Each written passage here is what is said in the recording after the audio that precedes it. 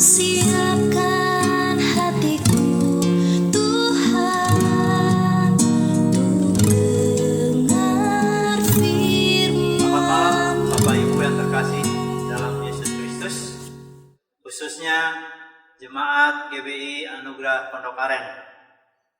Kembali kita bertemu di dalam video rekaman yang seperti biasanya di dalam setiap jam-jam doa kita selalu membuat renungan melalui rekaman video, karena kita belum bisa bertemu, belum bisa beribadah secara umum, maka biarlah melalui video rapat ini kita akan diberikan kekuatan, kita diberikan penghiburan yang daripada firman Tuhan.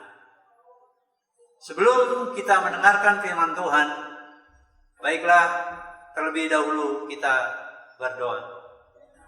Bapa dalam surga, kembali kami datang ke hadirat-Mu dengan segala puji dan syukur kami panjatkan Tuhan, di mana Engkau masih memberikan kami napas kehidupan, terlebih kesehatan, sehingga kami pada malam hari ini boleh, khususnya hamba-Mu boleh menyampaikan firman-Mu melalui video rekam ini. Hamba-Mu yang penuh kelemahan, biarlah Tuhan memberikan kekuatan daripada hamba-Mu, sehingga apapun yang keluar dari mulut bibir hamba-Mu Tuhan, itu adalah suara-Mu Bapa. Terima kasih Tuhan sebelum mengampuni dosa dan pelanggaran kami, agar firman Tuhan ini boleh layak disampaikan. Inilah doa kami yang kami alaskan hanya di dalam nama Yesus Kristus. Kami sudah berdoa dan mengucap syukur. Amin. Bapak Ibu yang terkasih di dalam Yesus Kristus, pada malam hari ini saya akan memberikan topik firman Tuhan, yaitu persoalan akan terjawab oleh doa yang tulus. Bapak Ibu yang terkasih dalam Yesus Kristus, saya ambil beberapa bagian daripada tokoh-tokoh Alkitab yang begitu hebatnya, yang begitu setianya, yang begitu dengan tulus ketika menghadapi persoalan hidup. Mereka datang ke rumah Tuhan, mereka menghadap Tuhan, baik itu melalui tangisan, baik melalui air mata, maupun dengan kepedihan yang dalam yang dialami oleh tokoh-tokoh Alkitab, yang pada malam hari ini saya akan sampaikan. Yang pertama-tama adalah yaitu tokoh Alkitab, yaitu Hana. Dia adalah suaminya, yaitu yang bernama Elkana. Elkana ini mempunyai dua istri, Hana dan Penina. Hana tidak mendapatkan anak dari Elkana, sementara istri keduanya, Penina, mendapatkan anak. Sehingga dia mengalami kesedihan yang sangat. Dia mengalami kepiluan. Dia merasa tersakiti. Penina selalu mengolok-olokkannya. Sehingga ketika Imam Eli melihat doa daripada Hana, maka Eli beranggapan bahwasanya Hana adalah seorang pemabuk. Saya akan bacakan dari Samuel pasal 1 ayat 10. Dan dengan hati pedih ia berdoa kepada Tuhan sambil menangis terseduh-seduh. Begitu pedihnya, begitu terseduh-seduh dia mengungkapkan hatinya. Dia merindukan seorang putra maupun putri yang akan lahir dari rahimnya, dari pasangannya, yaitu Elkana.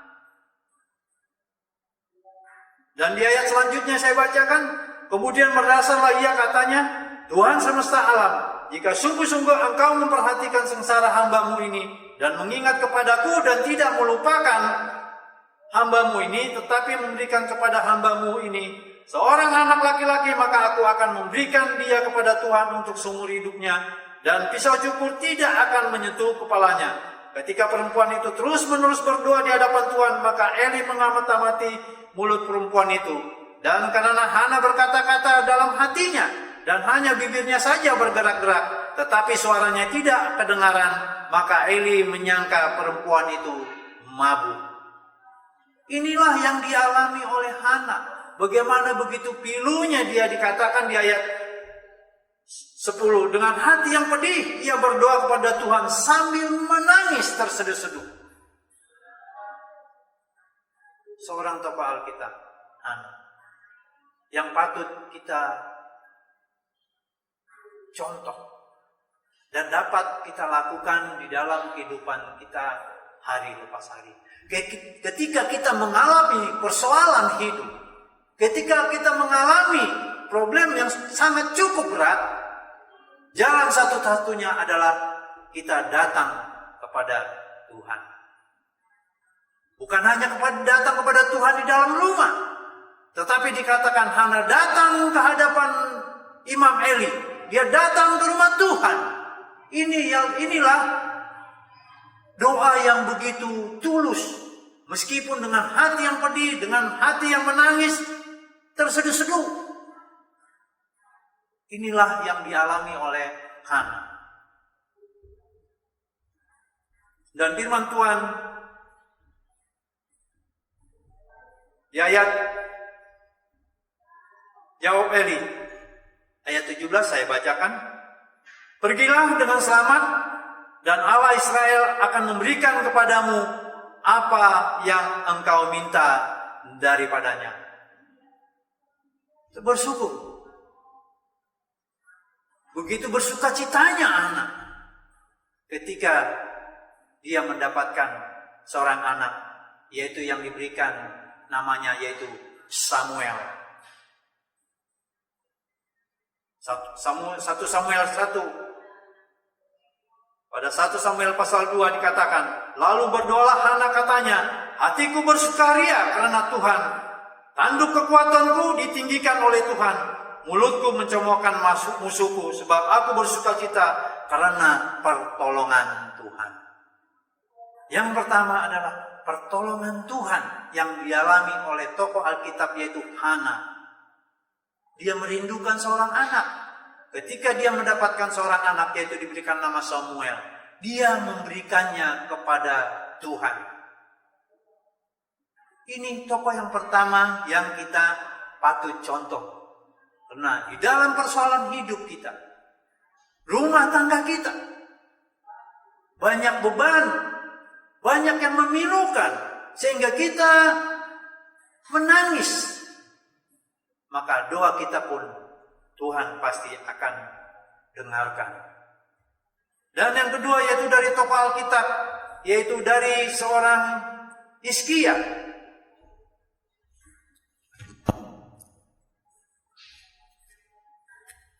Yaitu yang terambil dari Yesaya pasal 38, ayatnya saya akan bacakan.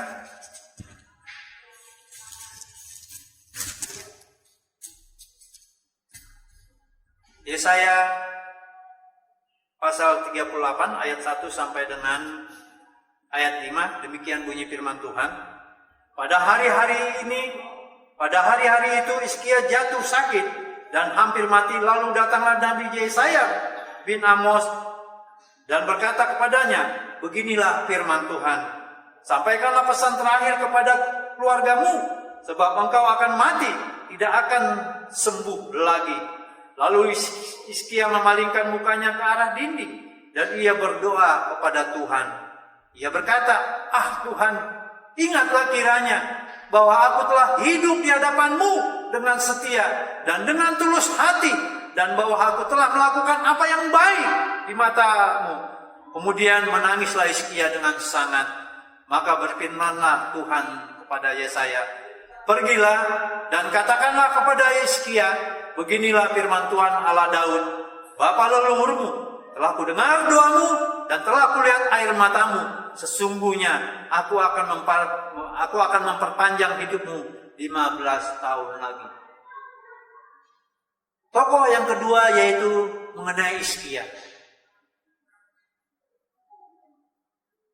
Begitu tulusnya dia meminta kepada Tuhan supaya sakit yang dialaminya boleh disembuhkan. Bapak, Ibu, Saudara kekasih dalam Yesus Kristus. Tokoh kedua yaitu mengenai Hizkia, yang di dalam dia memimpin kerajaannya. Dia dengan setia, dia dengan tulus, dia dengan jujur. Tidak ada celah ketika dia memimpin bangsa Israel.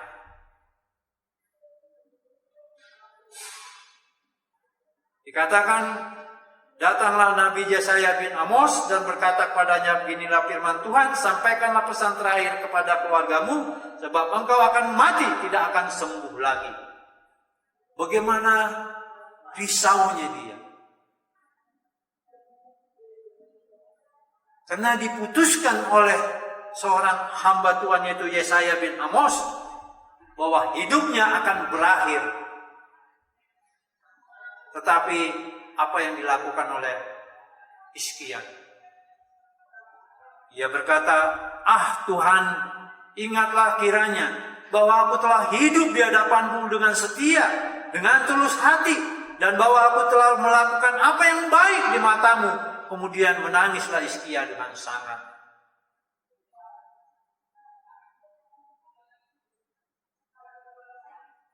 Begitu menangisnya, air mata yang keluar dari seorang Raja Hizkia.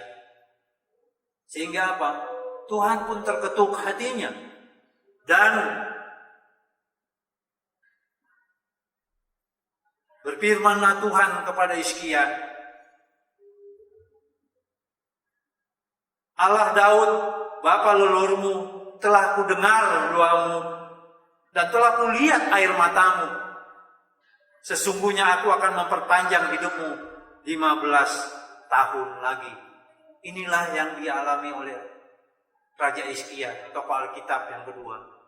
Begitu dia menangis terseduh-seduh ketika dia diputuskan akan mati. Tetapi apa yang dilakukan oleh Hizkia? Dia berdoa kepada Tuhan dengan menangis. Sehingga apa? Doa daripada Hizkia pun dijawab oleh Tuhan. Bapak, Ibu, Saudara yang kasih dalam Yesus Kristus, siapapun kita, apapun permasalahan kita, baik kita dalam keadaan sakit, sebegitu parahnya sakit yang kita alami, yang mungkin diputuskan oleh seorang dokter, kita akan mengalami kematian. Tetapi dengan tulus apabila kita menginginkan, kita rindu untuk hidup lebih lama lagi daripada apa yang kita inginkan, maka doa saudara, apabila saudara berdoa kepada Tuhan dengan hati yang hancur, dengan hati yang tulus, dengan air mata yang berlinang, maka doa saudara pasti akan didengarkan. Bapak, Ibu, Saudara kekasih yang dalam Yesus Kristus, tokoh yang ketiga adalah yaitu seorang tokoh Alkitab yang tidak lagi yang selalu kita mendengarkan, yaitu Daniel. Ketika orang Media dan Persia, pejabat-pejabat tinggi kerajaan, penguasa, dan para menteri dan bupati bermufakat memutuskan siapapun yang berdoa tidak menyebut daripada raja, maka dia akan dimasukkan ke dalam gua singa. Setelah mendengar keputusan yang dilakukan oleh pejabat-pejabat tinggi kerajaan, maka diputuskanlah bahwa siapa yang berdoa tidak menyebut nama raja, maka dia akan dimasukkan ke dalam gua singa. Daniel pasal 6 ayat 10 saya bacakan. Sebab itu Raja Darius membuat surat perintah dengan larangan itu.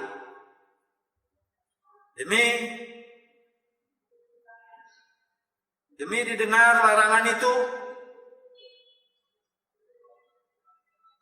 Daniel, bahwa surat perintah itu telah dibuat, pergilah ia ke rumahnya.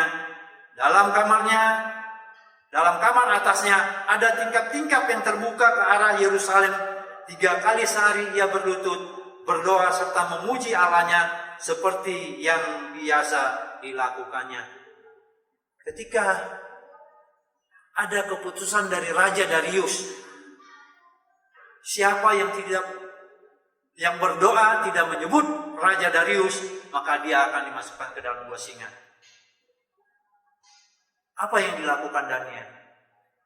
Dia tetap beriman kepada Allahnya, yaitu Allah kita.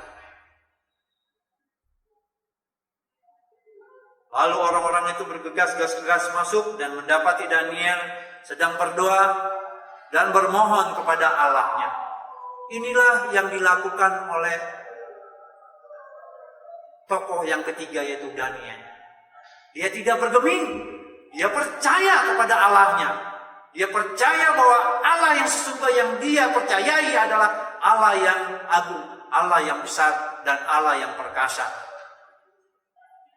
Ketika pejabat-pejabat pemerintah kota menangkap dia, begitu sedihlah Raja Darius, karena dia ketahui bahwa Daniel adalah seorang yang baik, seorang yang jujur.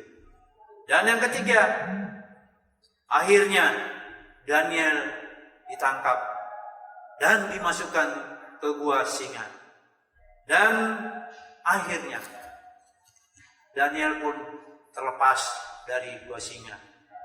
Sehingga inilah ketiga tokoh yang perlu kita ikuti di dalam kehidupan kita pribadi, lepas pribadi. Dan yang terakhir yaitu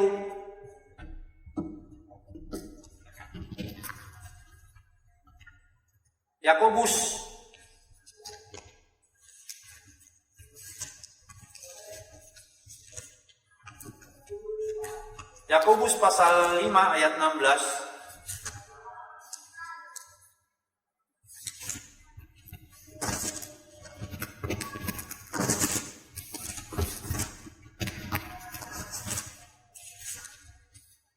Yakobus pasal 5 ayat 16, demikian bunyi firman Tuhan yang terakhir saya bacakan. Karena itu hendaklah kamu saling mengaku dosamu dan saling mendoakan supaya kamu sembuh, dan doa orang yang benar bila dengan yakin didoakan sungguh besar kuasanya. Keempat hal ini, bila kita datang berdoa kepada Tuhan dengan sungguh-sungguh, dengan kesedihan, dengan air mata yang berlinang, apapun yang kita lakukan, apapun yang kita doakan, Tuhan akan menjawab segala doa-doa kita. Amin. Mari kita berdoa. Bapa dalam surga, kembali kami datang ke dalam hadirat-Mu dengan segala puji dan syukur atas firman Tuhan yang setelah hamba-Mu sampaikan.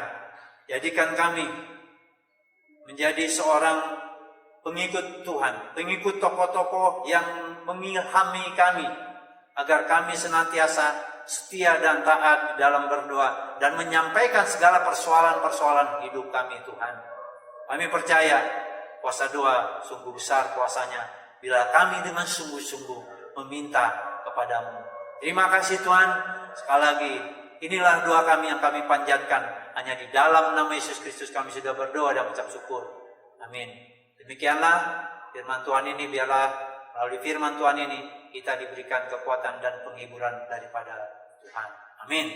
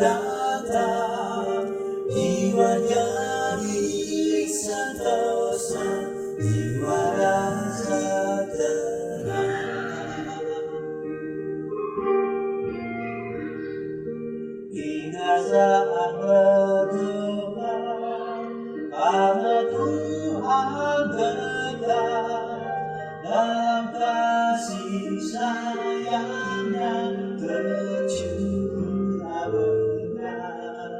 Tuhan sudah bersabda, serahkanlah beban jiwamu dan sentosa, jiwamu dan nyaman. Saat yang indah kini telah datang, jiwa jadi sentosa, jiwa jadi tenang. Kita saat berdoa bagi yang beriman, tersedia bertanya yang dijadikan. Dengan iman yang teguh, bimbang ragu hilang, jiwa beri sentosa, jiwa jadi tenang. Saat yang indah kini telah datang, jiwa jadi